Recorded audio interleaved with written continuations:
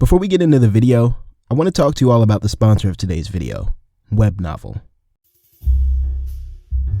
Web Novel is the world's largest platform for web novels and webcomics, and today I actually want to talk to you all about one of my personal favorite web novels, Reincarnated with the Strongest System. Reincarnated with the Strongest System is part of Web Novel's system category of novels, and the system novels are essentially novels that have the MCs use RPG style abilities and hacks throughout the course of their series. So in Reincarnated with the Strongest System, the main character, a dude named William, basically gets blessed with divine powers after sacrificing his original life for a noble cause. The powers he got basically give William access to all sorts of different abilities, ranging from ice powers to thunder powers to ninja powers. It's a lot, and he kind of laces all these powers together to become one of the most OP characters you have ever seen in your life, bro. Now, if you're like me and this sort of story sounds interesting to you, the system category on the Web Novel app has all sorts of different categories that kind of fit this same vibe. So I'd encourage you to go search for system on Web Novel and check out some of the stories for yourself to see what you can find. You can download the Web Novel app on the iOS or the Google Play App Store by following the link in my description. It would really help the channel out a lot, and if you find another system series that you think I'd like, hit me up and let me know about it. Who knows, I might even end up making a video on it. Once again, thank you to Web Novel for sponsoring this video, and now back to the video. I'm fixing to tweak out right now, bro.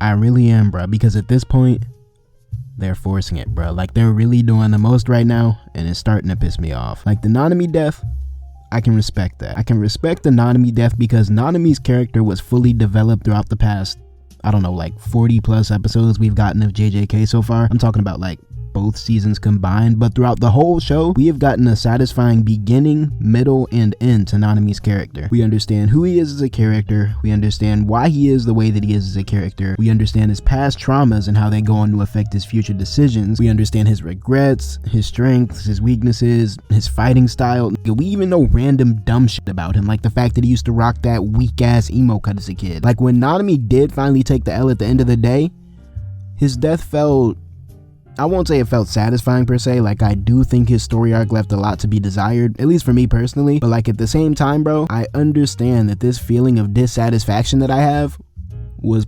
probably the intent of writing Nanami out of the story in the first place. It was meant to be a tragic loss, bro. It was meant to make me feel the way I feel, and so like from a writing perspective, I can't even be mad at it, bro, because it did its job. Like, I'm not one of those people who gets really emotionally attached to characters like that anyway, at least not since like a while, bro. Like, yeah, it's been a minute, bro. I think I got slightly emotionally attached to Rengoku, but like that has more so to do with the fact that his existence basically kicked off my YouTube career. But like, as far as 99.9% of characters go when it comes to like character deaths and shit like that, I'm never so emotionally attached to a character that I feel like their death is like a genuine loss in my heart. Like, I'll take a well-written death of a character that I love over a happy ending for a character that I love any day, bro. And like, I know I was complaining about Nanami's death in my last video, but like, to be honest, bro, I was kind of trolling. Look, bro, Nanami this, Nanami that. I can yap about Nanami all day, bro. That's not the point of this video, bro. This video is about Nobara.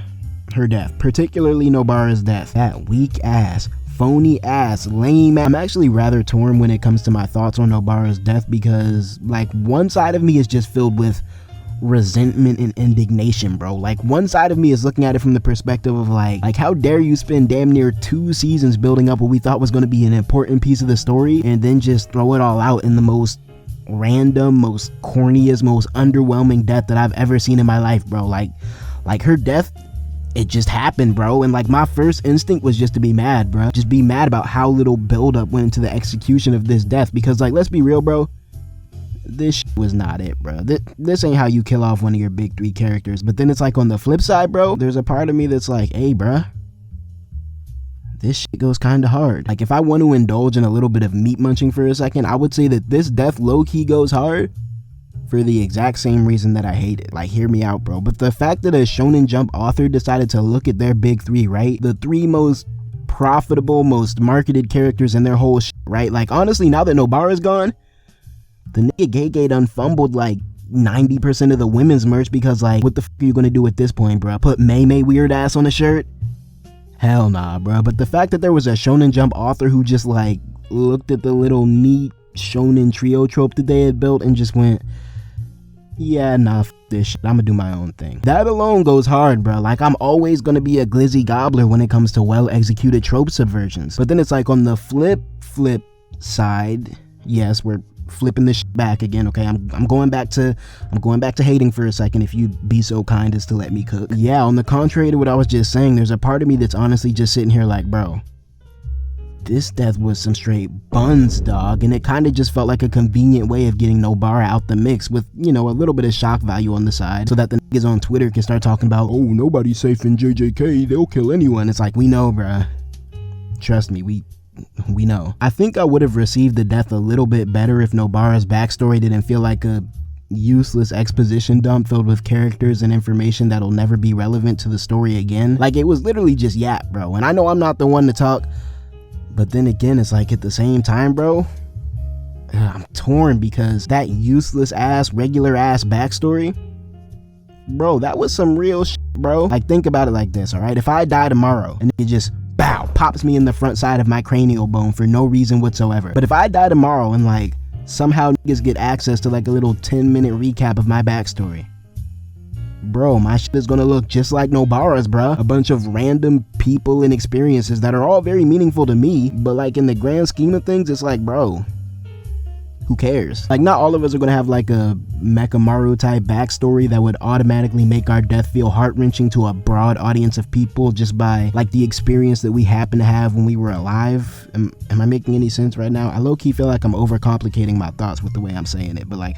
basically what I'm trying to say is that 99.9% of y'all watching this video right now probably have Nobara type backstories, myself included, and, like, I don't know, I just find it refreshing to see the normalcy of life and the potential randomness of death represented in a way that just feels normal and random. Like, I can appreciate that. I can respect that aspect of Nobara's death.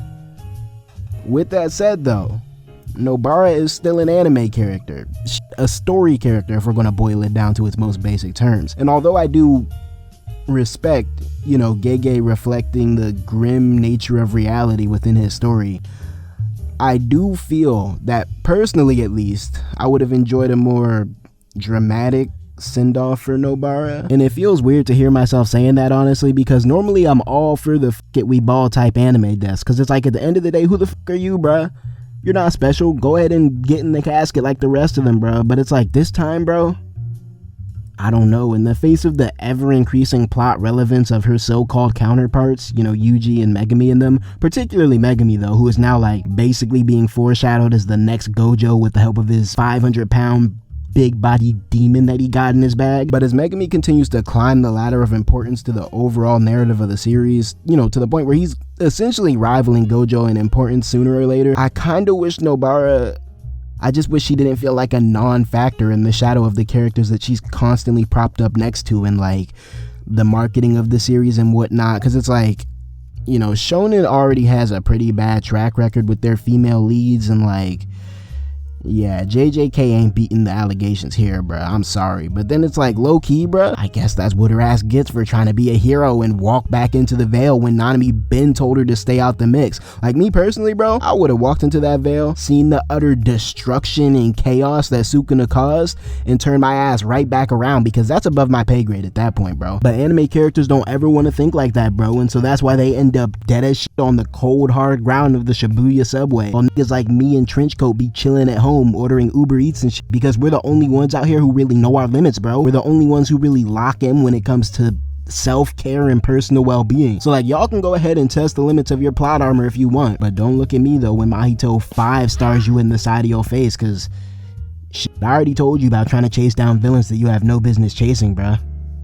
It's never worth it. Of all the curses in JJK, Mahito deserves the title of curse more than any other aside from Sukuna. He's legit disgusting, and it makes him an incredible villain. You know, I'm starting to get this weird sort of twisted appreciation for Mahito, bruh, because as vile as this nigga's behavior is on and off the battlefield, I gotta respect it, bro. I gotta respect it, because at the end of the day, no matter how flagrant his conduct may be throughout the course of this series, I'ma just keep it a buck right now.